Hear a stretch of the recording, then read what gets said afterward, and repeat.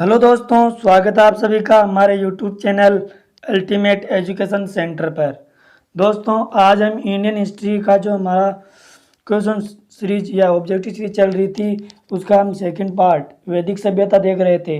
तो उसमें कुछ पार्ट रह गया था, तो आज हम उसकी शुरुआत करेंगे। उससे पहले हम आपको एक रोज़ की तरह ही एक मोटिवेशन क्योटा से आपको एनर्जी युक्त करना चाहते हैं। तो सुनिए। चलता रहूँगा पथ पर कि चलता रहूँगा पथ पर, चलने में माहिर हो जाऊँगा। कि चलता रहूँगा पथ पर, चलने में माहिर हो जाऊँगा। या तो मंजिल मिल जाएगी, या तो मंजिल मिल जाएगी, या फिर अच्छा मुसाफिर बन जाऊँगा, या फिर अच्छा मुसाफिर बन जाऊँगा। तो दोस्तों, इसी मोटिवेशन के के साथ हम नेक्स्ट क्वेश्चन पर चलते हैं। तो नेक्स्ट क्वेश्चन है आपका 61। ऋग्वेद में किन 6 मंडलों का वंश मंडल गोत्र मंडल कहा जाता है? तो ऑप्शन ए इसका राइट आंसर है। दूसरे मंडल से 7वें मंडल तक। तो दोस्तों, ऋग्वेद के दूसरे मंडल से 7वें मंडल में गोत्र मंडल या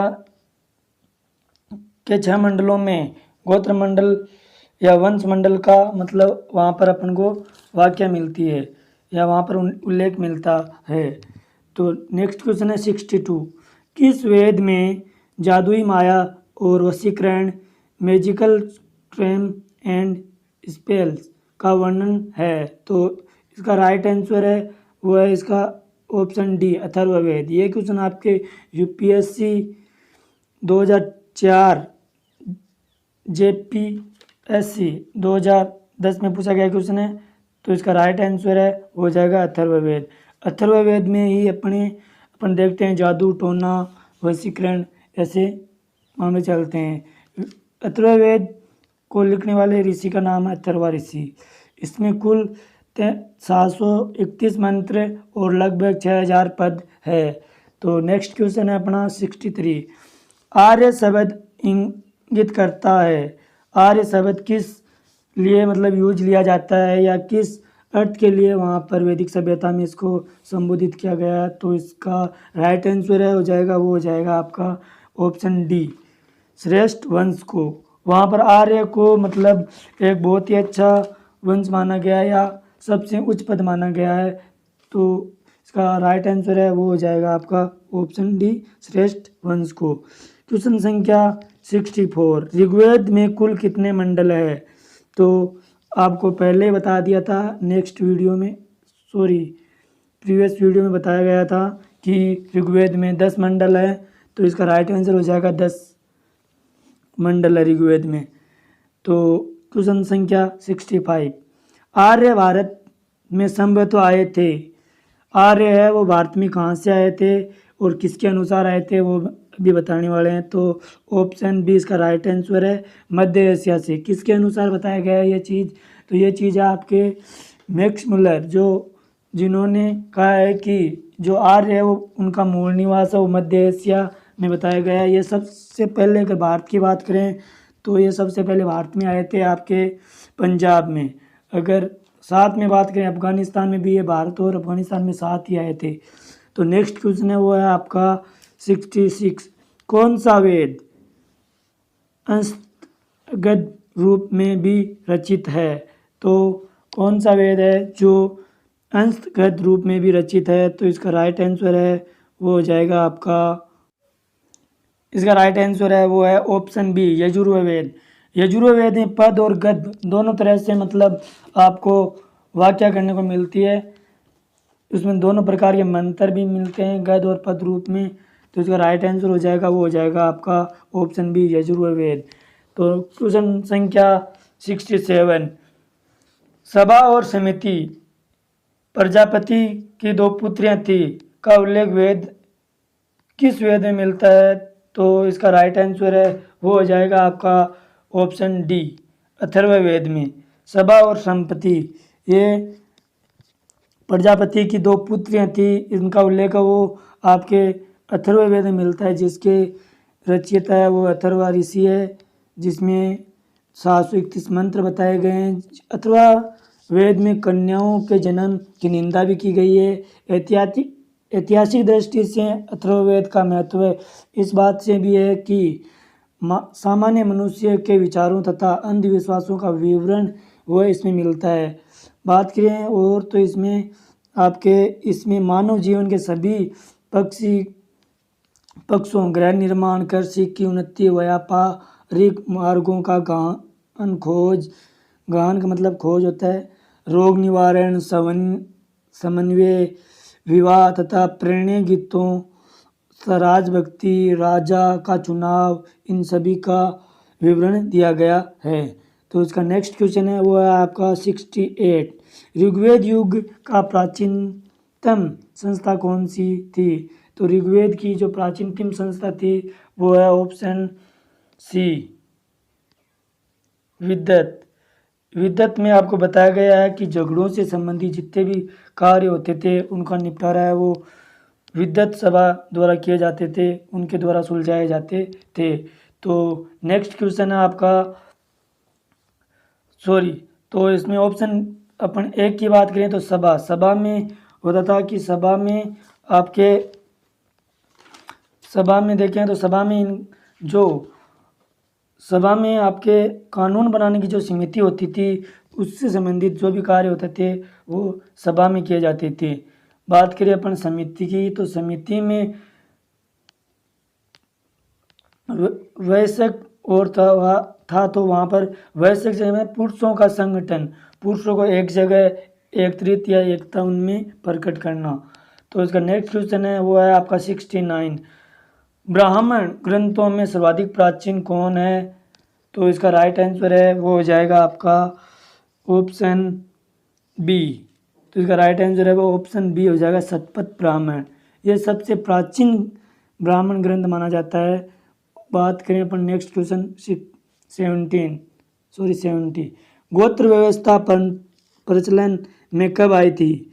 तो गोत्र व्यवस्था है वो प्रचलन में कब आई थी? इसका राइट आंसर हो जाएगा वो हो जाएगा आपका ऑप्शन बी, उत्तर वैदिक काल में। उत्तर वैदिक काल में ही आपके गोत्र व्यवस्था का प्रचलन में आई थी। तो दोस्तों नेक्स्ट क्वेश्चन है वो है आपका 71। अनुलोम विवाह का अर्थ होता है। अनुलोम विवाह का अर्थ क्या होता है ये अपन को बताना है। तो इसमें 4 ऑप्शन दिए गए हैं। तो इसका राइट आंसर है वो हो जाएगा आपका ऑप्शन ए, उच्च वर्ण पुरुष का निम्न वर्ण की नारी से विवाह करना ही आपका अनुलोम विवाह कहलाता था। नेक्स्ट क्वेश्चन है आपका प्रतिलोम विवाह तब माना जाता था जब ऑप्शन बी, उच्च वर्ण की नारी निम्न वर्ण के पुरुष के साथ विवाह कर लेती थी। तो इसे हम प्रतिलोम विवाह कह सकते थे या कह सकते हैं। तो इसका नेक्स्ट क्वेश्चन है वो है 73। वैदिक युग में यव कहा जाता था? किसको है वो वैदिक सभ्यता में या वैदिक युग में यव कहा जाता था? तो इसका राइट आंसर है वो हो जाएगा जो को है वो आपके यव कहा जाता था। जबकि बात करें अपन व्रीहि शब्द है वो किसके लिए यूज किया जाता था? तो इसका राइट आंसर हो जाएगा वो हो जाएगा आपका चावल, ऑप्शन ए। नेक्स्ट क्वेश्चन आपका 75। अथर्व का अर्थ होता है। अथर्व का मतलब क्या होता है ये अपन को बताना। तो इसका राइट आंसर हो जाएगा वो हो जाएगा ऑप्शन ए, पवित्र जादू। अपन ने देखा कि अथर्ववेद में आपके जादू टोना इनसे संबंधित मतलब मंत्र मिलते हैं, इनसे संबंधित आपको पद मिलते हैं। तो अपन कह सकते हैं कि अथर्व का पवित्र जादू है। तो नेक्स्ट क्वेश्चन है वो है आपको सम्मिलित कीजिए। तो इसमें आपको ए को 1 2 3 4 में से एक चूज करके उनका मिलान करना है। तो अपन देखें तो इसका राइट आंसर हो जाएगा शिक्षा की बात करें तो शिक्षा वो कहाँ दी जाती थी, कैसे दी जाती थी, उसको क्या कहा जाता था, किस प्रकार की शिक्षा दी जाती थी? तो शिक्षा में आपके ध्वनि शास्त्र के बारे में ज्ञान दिया जाता था। शिक्षा में सर्वप्रथम उसी का आपको मतलब करवाई जाती थी। बी को देखें तो कल्प सूत्र, इसमें आपके कल्प सूत्र की बात करें तो इसमें कर्मकांड से संबंधित जानकारी दी जाती थी। कर्मकांड जैसे कि अपन कह सकते हैं कि यज्ञ वज्ञ ये कैसे किए जाते थे। अपन बात करें सी निरुक्त, तो निरुक्त में आपके 3 नंबर हो जाएगा। तो शब्द व्युत्पत्ति शास्त्र भाषा शास्त्र का ज्ञान दिया जाता था, उसमें आपके निरुक्त एक वो आपके मतलब वेदांग है निरुक्त। ये चारों ही वेदांग है, शिक्षा कल्पसूत्र निरुक्त और छंद। इसमें एक दो और है जिसकी अपन बात करें, व्याकरण भी है, एक ज्योतिष भी है। तो ये सब क्या है आपके वेदांग है, किसके ऋग्वेदिक काल के या ऋग्वेदिक के। बात करें अपन छंद, छंद का मतलब है छंद शास्त्र।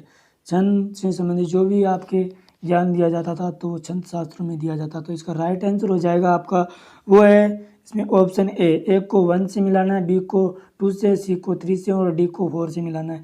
तो इसका नेक्स्ट क्वेश्चन है वो है आपका 77।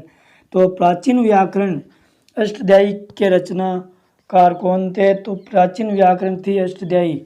अष्टाध्यायी के बारे में बात करें तो इसके रचयिता कौन थे, इसके बारे में बताना है। तो इसके रचयिता था वो ऑप्शन डी पाणिनि थे। ये क्वेश्चन आपके RAS RTS 2009 में और JPSC 2010 में पूछा गया है। JP का मतलब है झारखंड पब्लिक सर्विस कमीशन। ये क्वेश्चन आपके पूछा गया है। तो क्वेश्चन संख्या 78, निम्न में से कौन सी स्मृति प्राचीनतम है?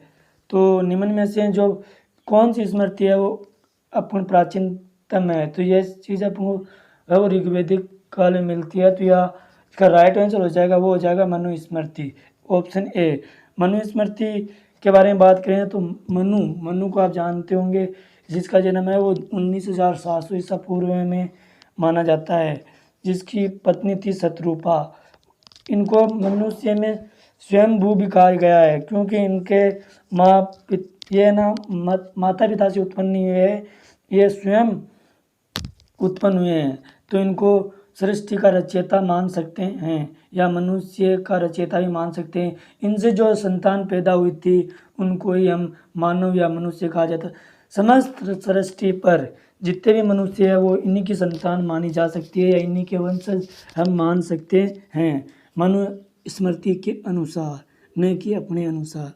तो इसका नेक्स्ट क्वेश्चन है वो है 79, आदि काव्य की संज्ञा किसे दी जाती है? तो इसका राइट आंसर हो जाएगा रामायण, ऑप्शन ए। इसका आदि रामायण इसे क्यों कहा या आदि काव्य से क्यों कहा गया है?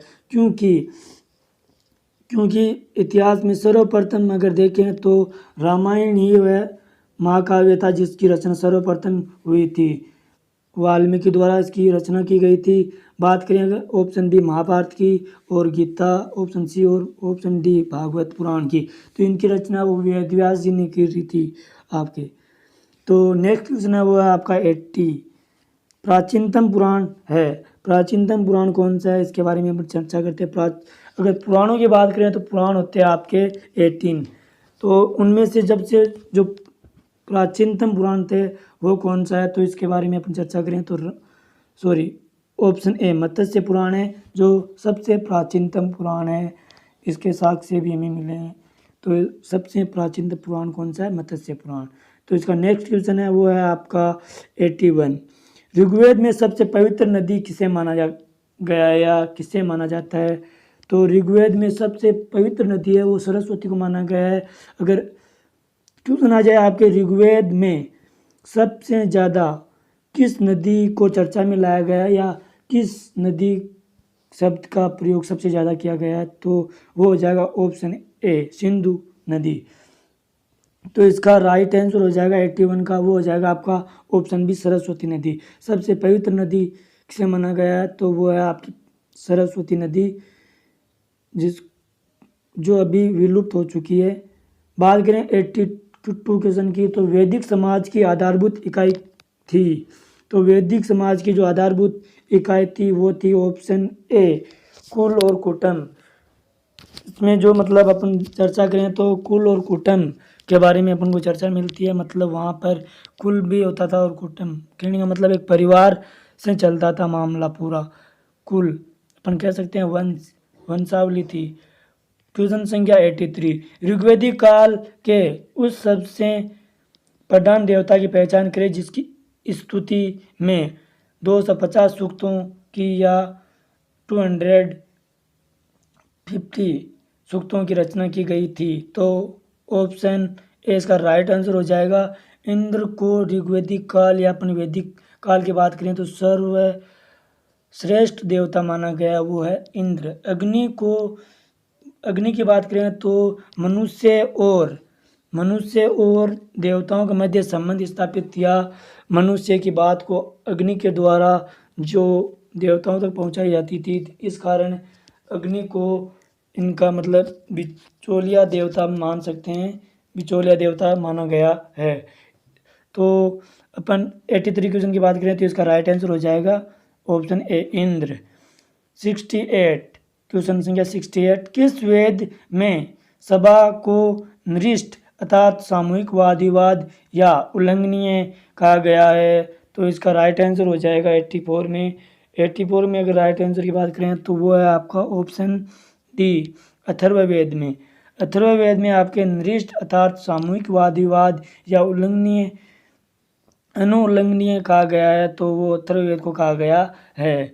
बात करें क्वेश्चन संख्या 85, किस रचना में नारी को सूरा और पासा के साथ 3 प्रमुख बुराइयों में शामिल किया गया है? तो वो ऑप्शन हो जाएगा आपके ऑप्शन ए मैत्रायणी संहिता में। मैत्रायणी संहिता में के अनुसार स्त्री को मनुष्य की या व्यक्ति की 3 बुराइयों में शामिल किया जाता है। 3 बुराइयों में एक तो अपनी स्त्री को ले सकते हैं और 2 है वो सूरा और पासा जानते होंगे आप। सूरा जैसे कि अपन कहते हैं कि शराब को कहा जाता है। क्वेश्चन संख्या 86, उत्तर वैदिक काल में किस देवता को सर्वोच्च स्थान प्राप्त था? तो इसका राइट आंसर हो जाएगा आपके 86 में, तो वो है ऑप्शन ए प्रजापति। प्रजापति को सर्वोच्च स्थान प्राप्त था। जबकि अगर श्रेष्ठ देवता की बात करें तो वो थे आपके इंद्र। क्वेश्चन संख्या 87, सम्मिलित कीजिए। सम्मिलित करें तो इसमें एक को अपन देखें तो राजसूयज्ञ होते थे, उनको क्या कहा जाता था, या राजसूयज्ञ वो किस समय पर किए जाते थे? तो एक को अपन मिलाएंगे ऑप्शन 1 से, तो राजा के सिंहासन रोहण के संबंधित यज्ञ, जो भी राजा के सिंहासन रोहण के समय जो यज्ञ होता था उसे राजसूय यज्ञ कहा जाता था, या सिंहासन रोहण के समय यज्ञ किया जाता था वो राजसूय यज्ञ किया जाता था। बी की बात करें तो अश्वमेध यज्ञ, राजनीतिक शक्ति को बढ़ाने हेतु किया जाने वाला यज्ञ, जिसमें एक घोड़े को मतलब जहाँ वो घोड़े को मतलब एक आज़ाद की तरह छोड़ा जाता था, जो वो घोड़ा जहाँ मतलब अश्व था वो जिस एरिया से या जिस क्षेत्र से गुजरता था, वो जो अश्वमेध यज्ञ कराने वाला राजा था उसी का ये यज्ञ या उसी का ये क्षेत्र मान लिया जाता था। तो अगर बात करें ऑप्शन सी वाजपेयी यज्ञ की बात करें तो इसको 3 से मिलाना है, अपन को 3 से मिलाना है। तो वाजपेयी यज्ञ होता था वो सूर्य प्रदर्शन एवं प्रजा के मनोरंजनार्थ किया जाने वाला यज्ञ था। प्रजा के मनोरंजन और सूर्य प्रदर्शन की बात करें तो मतलब सूर्य या अपन कुश्ती वगैरह इन सभी की बात करें तो इनकी बारे में मतलब जानकारी देने के लिए लोगों के लिए इसके लिए वाजपेयी यज्ञ करवाया जाता था। तो डी की बात करें अग्निष्टोम यज्ञ की बात करें तो इसमें देवताओं को प्रसन्न करने हेतु अग्नि को पशु बलि दिया जाने वाला एवं सोमरस का पान किया जाने वाला यज्ञ कहा जा सकता है, इसलिए इसे अग्निष्टोम यज्ञ कहा जाता था। या फिर हम कह सकते हैं कि मनुष्य की बात को देवताओं तक पहुंचाने के लिए यह यज्ञ करवाया जाता था।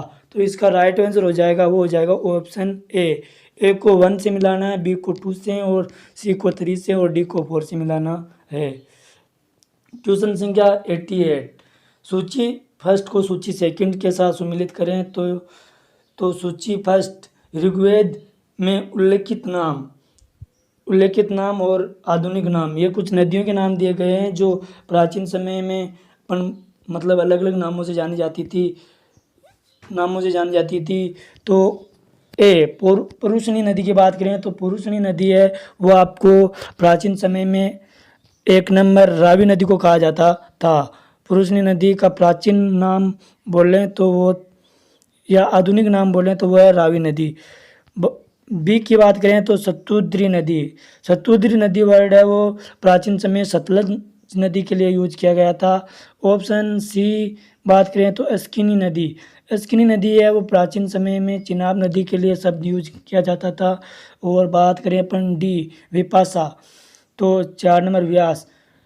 तो विपाशा को प्राचीन समय में या ऋग्वेद काल में अपन कह सकते हैं तो व्यास नदी के नाम से उल्लेखित करें तो ऋग्वेदिक या प्राचीन समय में व्यास नदी को विपाशा नाम से जाना जाता था। एक साइड अपन को प्राचीन नाम दिए गए हैं और एक साइड अपन को प्रेजेंट टाइम में जिस नाम से बोला जाता है वो नाम दिए गए हैं। तो इसका नेक्स्ट क्वेश्चन है वो है आपका 89। संस्कारों की कुल संख्या कितनी है? तो संस्कारों की कुल संख्या है वो ऑप्शन सी 16 है। संस्कार होते हैं जैसे विवाह संस्कार, मतलब जो अपन गर्भदान होता है उससे संबंधित संस्कार चलते हैं, तो ये 16 होते हैं। क्वेश्चन संख्या 90 सुमिलित कीजिए। अपन को 1 नंबर 2 नंबर 3 नंबर और 4 नंबर से मिलाना है। ऑप्शन बी को भी ऐसे ही करना है और सी को भी करना है, डी को भी ऐसे ही करना है। तो ब्रह्मा विवाह वो किसे कहा जाता था?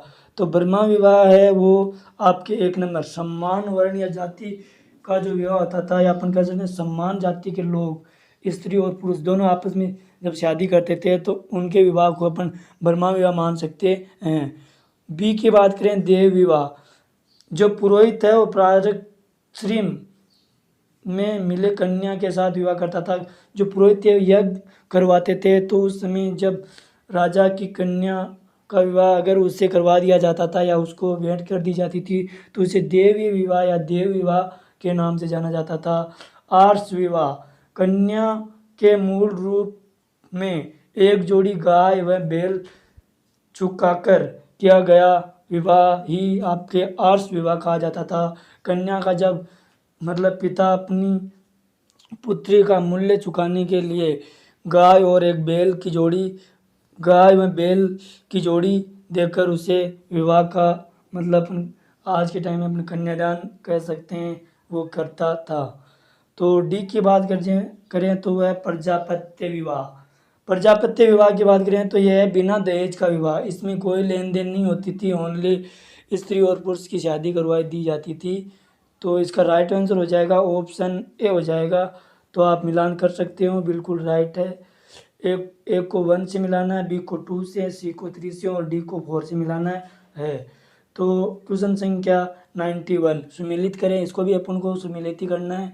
ये क्वेश्चन आपके बहुत ही ज़्यादा मोस्ट है, जो कि आपके राजस्थान पुलिस यूपीएससी प्री में भी पूछा जाता है, स्टेट पीसीएस में भी पूछा जाता है, एसएससी में बहुत ज़्यादा, एसएससी के लिए बहुत ज़्यादा इंपॉर्टेंट है ये, और आरपीएससी के लिए भी बहुत ज़्यादा इम्पोर्टेंट है। तो इसका 91 की बात करें तो इसका अगर एक की बात करें गंधर्व विवाह किसे कहा जाता था? गंधर्व विवाह होता था जैसे 2 स्त्री और पुरुष आपस में अपनी मर्जी से मतलब विवाह करते थे, अपनी पसंद से विवाह करते थे, जिसे हम आज के टाइम में प्रेम विवाह मान सकते हैं। तो गंधर्व विवाह को प्रेम विवाह के नाम से जाना जाता था, या प्रेम विवाह को गंधर्व विवाह के नाम से उस टाइम जाना जाता था। बी की बात करें असुर विवाह या असुर विवाह, ये कन्या को खरीद कर किया गया विवाह था।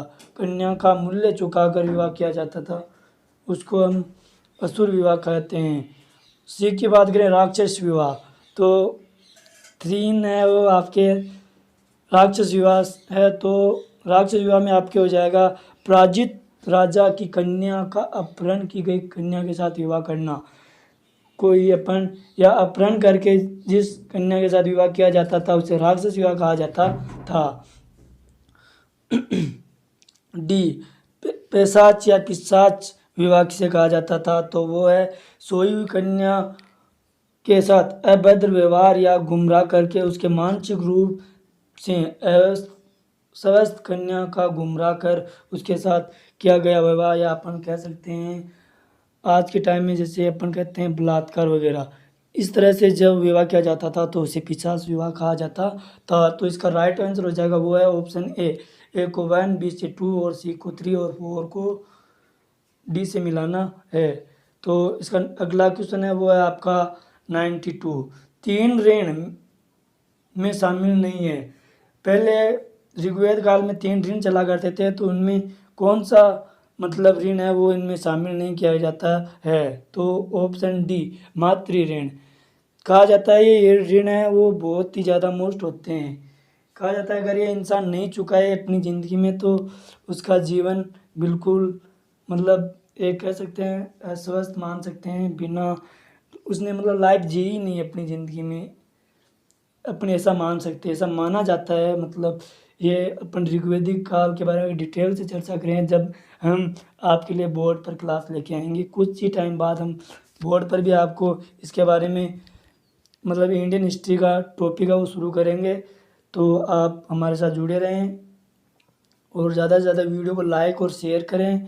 दोस्तों अगर किसी भी प्रकार की कोई भी प्रॉब्लम हो तो आप हमारे चैनल पर या मेरी पर्सनल आईडी या ईमेल पर आप या फिर मेरी इंस्टाग्राम आईडी कमल स्वामी 908 पर कमेंट या मैसेज कर सकते हैं। तो इसका नेक्स्ट क्वेश्चन है वो है आपका 93। ऋग्वेदिक काल से संबंधित मृदबांड संस्कृति है। तो ऋग्वेदिक काल में सबसे संबंधित मृदबांड संस्कृति थी वो थी आपके ऑप्शन ए गेरुवर्णी वर्णी मृदबांड OCP जिसे नाम से जाना जाता था संस्कृति थी वो आपकी ऋग्वेदिक काल से संबंधित मृदबांड संस्कृति थी। अपन दूसरे की बात करें तो ये भी उसी टाइम में चलती थी, लेकिन ये थोड़ी मतलब वैदिक मतलब उसमें पूरे वैदिक सभ्यता में चलती थी। तो अपन नेक्स्ट क्वेश्चन की बात करें तो 95 हरियाणा प्रांत में चित्रित दूसर मृदबांड PGW स्थल किस स्थान पर हाल ही में किए गए उत्खननों में प्रकाश में आया है। तो वहाँ पर एक उत्खनन मतलब एक जगह का उत्खनन किया गया है जिसमें चित्रित दूसर मृदबांड वहाँ के साक्ष्य मिले हैं। तो ये हरियाणा प्रांत में पड़ता है, भगवानगर या भगवानपुर नगर में वहाँ पर ये उत्खनन किया गया है जहाँ पर चित्रित दूसर मृदबांड या PGW अपन बोल सकते हैं तो इनका उत्खनन किया गया है वो हरियाणा प्रांत में किया गया है। हरियाणा प्रांत के भगवानपुर नगर में ये उत्खनन किया गया है। तो इसका नेक्स्ट क्वेश्चन है वो आपका 96 प्राचीनतम विवाह संस्कार का वर्णन करने वाला विवाह सूक्त किसमें पाया जाता है। प्राचीनतम विवाह संस्कार का वर्णन करने वाला विवाह सूक्त किसमें पाया जाता है। तो ऑप्शन ए इसका राइट आंसर हो जाएगा ऋग्वेद में। ऋग्वेद में है आपके प्राचीन सूक्त वर्ण में विवाह से संबंधित जितनी भी आपको डिटेल मिलती थी वो इसी में मिलती थी। तो इसका 97 क्वेश्चन है वो हो जाएगा आपके ऋग्वेद में अधन्य या वध योग्य नहीं है ये सब किस मतलब पशु के लिए अपन बोल सकते हैं, किस पशु के लिए ये यूज किया गया है। तो इसमें ऑप्शन बी राइट आंसर हो जाए गाय को उस समय जब कोई व्यक्ति अगर गाय की हत्या कर देता था या वध कर देता था तो उसको मृत्युदंड तक की सज़ा दी जाती थी इसमें वैदिक या ऋग्वेदिक काल में। तो इसका राइट आंसर हो जाएगा ऑप्शन बी गाय। निम्नलिखित को सम्मिलित कीजिए। तो इसका अपन को सम्मिलित करना 98 क्वेश्चन में। तो इसमें अपन देखें तो 98 में संग्रहित त्रि है वो किसे माना जाता है। कोषाध्यक्ष जहाँ पर पहले अपन कोई भी चीज़ संग्रहित करते थे तो उसे कहा जाता था कोषाध्यक्ष, उसका जो अध्यक्ष होता था उसे कोषाध्यक्ष कहा जाता था। बात करें बी की तो बागदूत की बात करें तो जो बागदूत होता था उसको का कार्य होता था कर संग्रह करता, जो आय लगता था या कर लगता था उस समय ऋग्वेदिक काल में, उस समय इन्हीं का मतलब अपन कह सकते हैं कि कर संग्रह करता था उसको बागदूत कहा जाता था। श्रद्धा और छत्री पासे में खेले राजा का सहायक, पासे में जब राजा कोई मतलब पासा खेलता था या कोई अपन दूसरा भी अदर गेम में हमसे, लेकिन यहाँ मोस्टली बात करें तो वो पासे की बात की गई है। तो जब राजा वो पासा खेलता था तो उस समय उसके साथ जो होता था या उसकी हेल्प के लिए या सहायता के लिए अपन बोल सकते हैं, तो जो होता था उसको अपन क्षत्रिय मतलब क्षत्रिय अपन बोल सकते हैं, क्षत्रिय उससे बोला जाता था। डी की बात करें अक्षवाप या से कहा जाता था। तो अक्षवाप है वो प्रतिहारी राजा प्रसाद का शिक्षक बोल सकते हैं। प्रतिहारी मतलब होता है कि जो प्रतिहार मतलब कि राजा के जो साथ चलता था शख्स, उसी को हम हर टाइम उनको मतलब गाइड करने वाला होता था। कहने का मतलब एक हेल्प के तौर पे होता था ये भी। तो ये हो गया, इसका राइट आंसर हो जाएगा आपके ऑप्शन ए को 1 से, बी को 2 से और सी को 4 से और डी को है आपको 4 से 3 से मिलाना है। सॉरी इसमें थोड़ा प्रॉब्लम हो गई है। अक्षवाप की बात करें तो इसमें ऑप्शन 98 क्वेश्चन की बात करें तो इसमें ऑप्शन ए बिल्कुल राइट है इसका। तो इसमें क्षत्रिय है वो फांस से के खेल को नहीं कहा जाता था, वो होता प्रतिहारी, ये भी एक सहायक ही होता था। सॉरी इसमें थोड़ा कंफ्यूज हो गया मेरे। तो अक्षवाप है ये पासे के खेल के राजा को कहा जाता था, जो सहायक होता था राजा का उसको अक्षवाप कहा जाता था। जबकि बात करें प्रतिहारी राजा प्रसाद का शख्स होता था या अपन कहते हैं हेल्पर ही होता था, वो भी एक तरह से जो कई मतलब प्रोग्राम में वो साथ जाता था, तो उससे कहा जाता था खस्ता या फिर छत्री। बात करें 99 क्वेश्चन की तो वो है रित प्राकृतिक संतुलन, जिसका अर्थ होता है स्थापित करने के कारण किस वैदिक देवता का ऋतस्य गोप कहा गया है, किस देवता को ऋतस्य गोप कहा गया है। तो इसका राइट आंसर हो जाएगा, वो हो जाएगा आपके ऑप्शन बी वरुण को। वरुण को बात करें तो वरुण को अपन मान सकते हैं, वरुण को अपन कह सकते हैं कि वरुण पृथ्वी एवं सूर्य का निर्माता भी माना जाता है, समुद्र का देवता भी माना जाता है, विश्व के नियामक या शासक के रूप में भी माना जाता है, सत्य का प्रतीक भी माना जाता है, ऋतु परिवर्तन जो दिन रात होते हैं उनका कर्ता है, वो वरुण देव को माना गया था। किस काल में? ऋग्वैदिक काल में है वो इनको मतलब माना गया था। बात करें नेक्स्ट क्वेश्चन 100 की, निम्नलिखित में से कौन मूलतः जल या समुद्र का देवता था। तो इसका राइट आंसर हो जाएगा, वो हो जाएगा आपके जल और समुद्र का देवता भी मैंने बताया है कि ऑप्शन सी इसका राइट आंसर हो जाएगा। वरुण देवता को अपन पृथ्वी और सूर्य का निर्माता भी कहते हैं, जिन्हें समुद्र का देवता भी नहीं माना जाता है। तो इसका नेक्स्ट क्वेश्चन है वो है आपका 101। तो 3 कर्मों या पगों में तीनों लोग को माप लेने के कारण जिस उपक्रम किसे उपक्रम कहा गया है, तो आपको पता होगा, आपने रामायण वगैरह या आपके दादा दादी उनसे सुना भी होगा कि 3 पैरों से किसने पृथ्वी को नापा था। तो बहुत ही मतलब सटीक आंसर है इसका, तो ऑप्शन डी अपन मान सकते हैं, विष्णु ने इन्हें बताया था।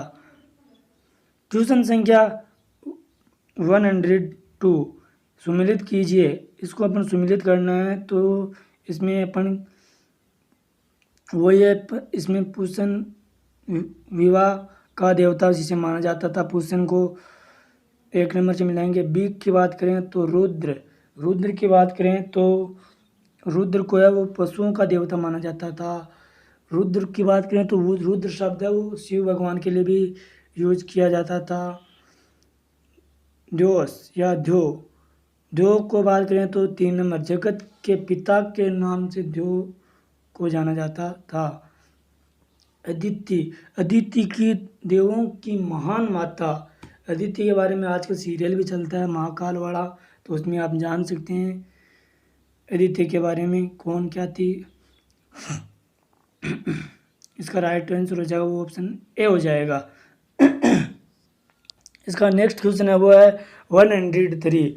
मनुस्मृति मुख्यतः संबंधित है तो वह आपकी समाज व्यवस्था से, समाज में किस तरह से लोगों को रहना चाहिए, किस तरह से वो आपको परिवार से मतलब व्यवहार रखना चाहिए, इस संबंधित वहाँ पर मतलब चर्चाएं चलती थी। तो मनुस्मृति में है वो मुख्यतः वो इसी की संबंधित व्याख्या की गई है। समाज से संबंधित व्यवस्था, कहने का मतलब कह सकते हैं कि एक राजनीतिक मुद्दा बना सकते हैं। समाज में किस तरह से आपको रहना चाहिए, किस तरह से मतलब उनके साथ व्यवहार करना चाहिए, किस तरह से लोगों से मिलजुल के रहना चाहिए और किस तरह से अपन को कार्य करने चाहिए, किस तरह से अपन को मतलब अपने बाल बच्चों का डेवलप करना चाहिए, विकास करना चाहिए। इससे संबंधित जितनी भी जानकारी थी वो मनुस्मृति में मिलती है। इसमें मुख्यतः इसी संबंधी बातें की गई है।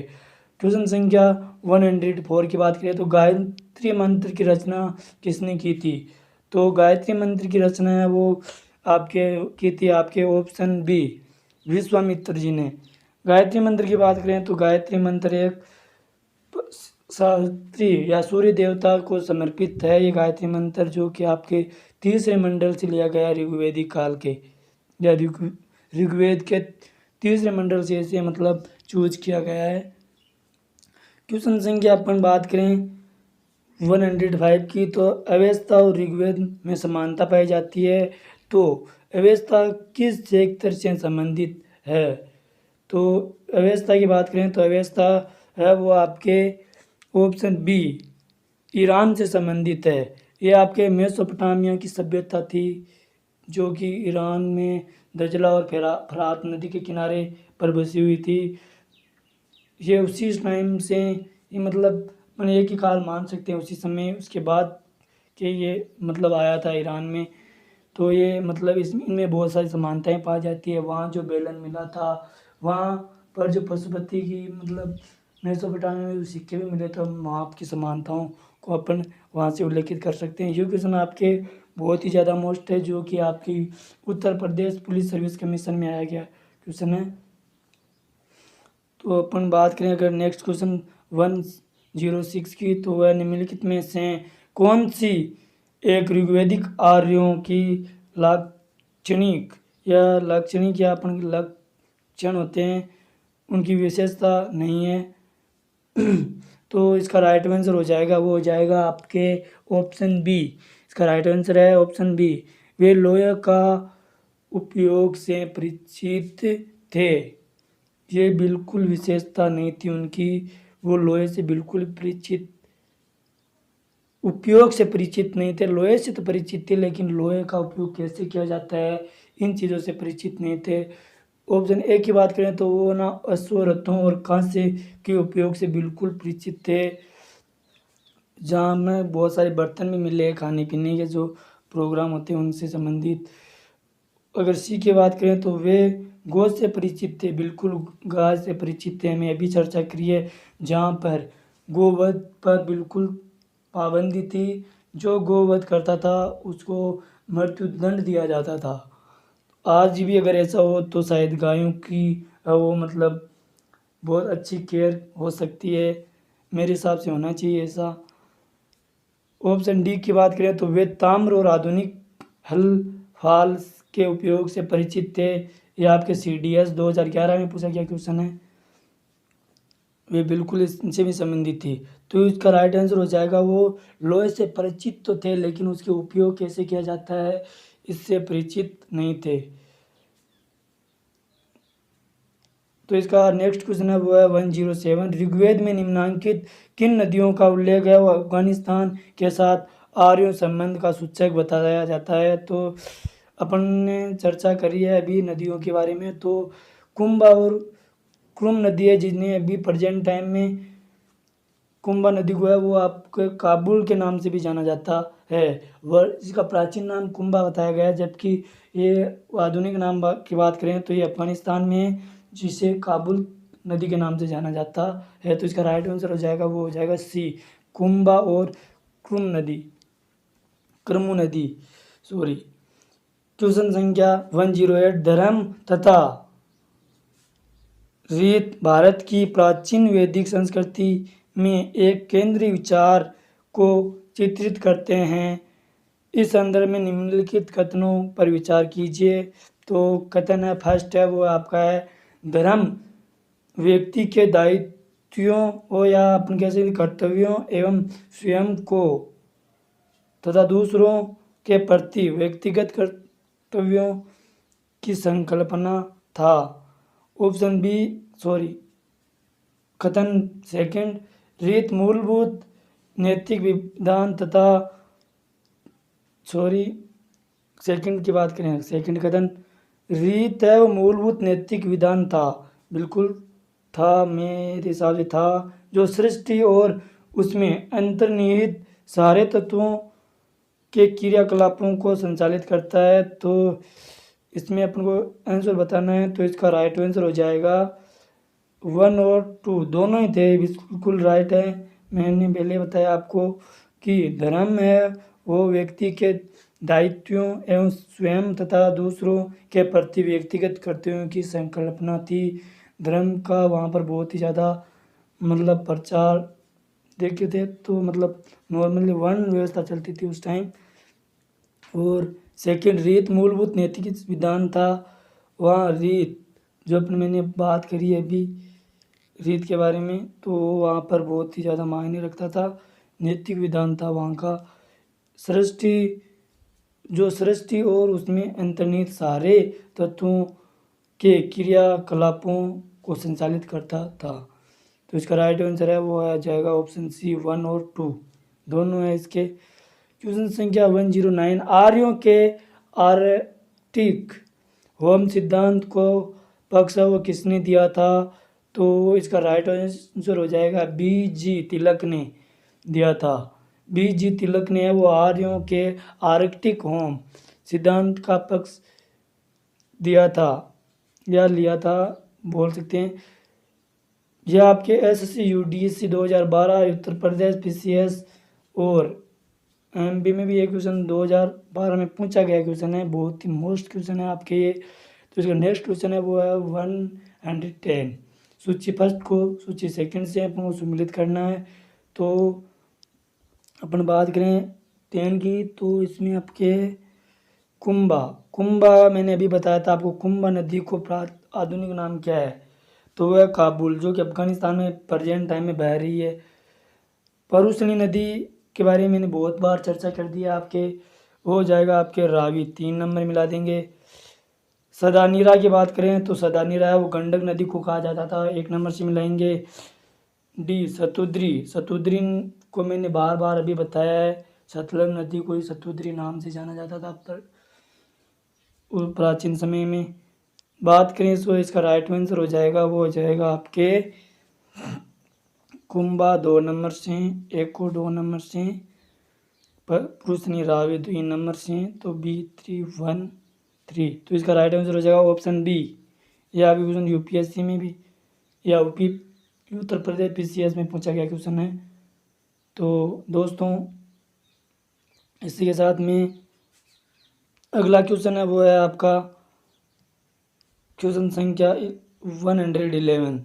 तो ऋग्वेद में सूक्त कितने थे? ऋग्वेद में कितने सूक्त थे मैंने बार बार बताया आपको, वहाँ पर ऑप्शन सी राइट आंसर है।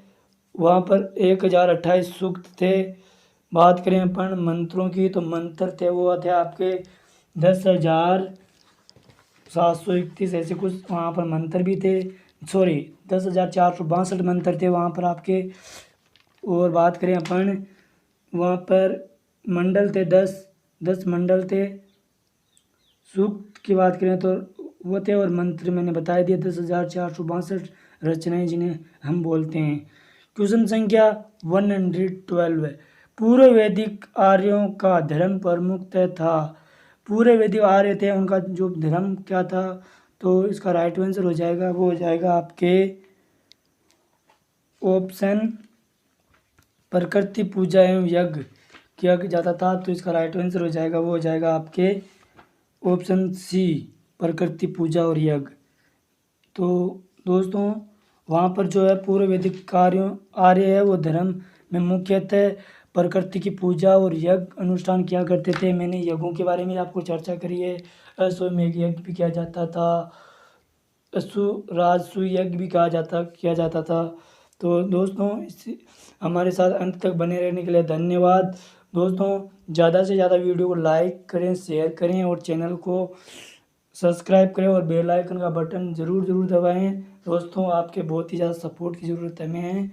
दोस्तों इसी के साथ हम आपसे विदा लेते हैं। नेक्स्ट वीडियो में आपके रहेगा वो आएगा, नेक्स्ट वीडियो में आपके साथ हम चर्चा करेंगे कुछ धर्म जो चलते हैं अपने धार्मिक धर्म ग्रंथ, उनके बारे में चलते हैं। जैसे कि अपने महावीर स्वामी जी हुए हैं, अपने गौतम बुद्ध जी हुए हैं, कुछ धर्म भी चलते हैं, वैष्णव धर्म, हिंदू धर्म भी चलता है, शैव धर्म भी चलता है, ईसाई धर्म भी चलता है, उनके बारे में अपन डिटेल से क्वेश्चन करेंगे। तो दोस्तों ये क्वेश्चन आपके है वो बहुत ही ज़्यादा मोस्ट है। ये क्वेश्चन आपके यूपीएससी, स्टेट पीसीएस, आपके एसएससी सीजीएल में बहुत ज़्यादा रखते हैं। बात करें तो स्टेट पीसीएस में आपके सभी जगह पूरा ऑल इंडिया रैंक पर इससे क्वेश्चन पूछ जाते हैं और यहाँ से क्वेश्चन आपके मैं ज़्यादा से ज़्यादा कंटेंट डालने की कोशिश करूँगा कि आपके यहाँ से यूपीएससी मेंस तक क्वेश्चन यहाँ से बने। तो दोस्तों इसके साथ मैं विदा लेता हूँ, धन्यवाद।